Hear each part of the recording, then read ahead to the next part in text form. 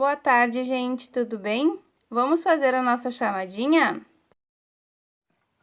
A canoa virou, por deixar ela virar. Foi por causa da Ana que não soube remar. Se eu fosse um peixinho e soubesse nadar, eu tirava a Ana lá do fundo do mar.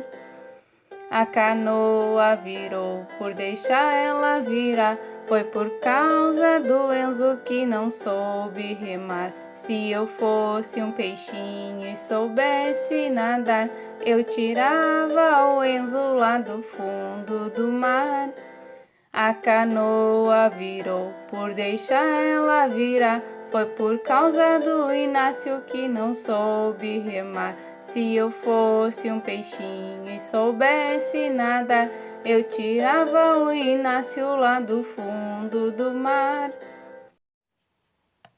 A canoa virou, por deixar ela virar.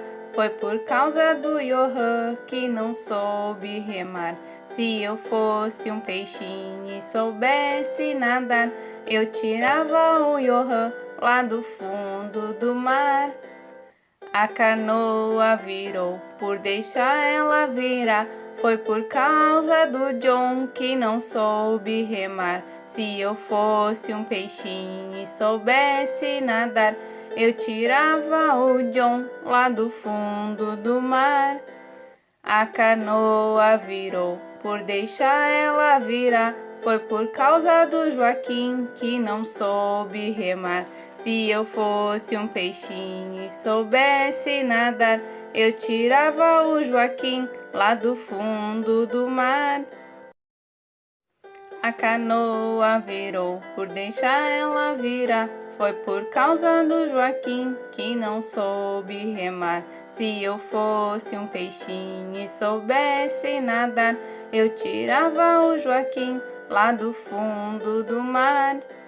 A canoa virou, por deixar ela virar. Foi por causa da Larissa que não soube remar. Se eu fosse um peixinho e soubesse nadar, eu tirava a Larissa lá do fundo do mar.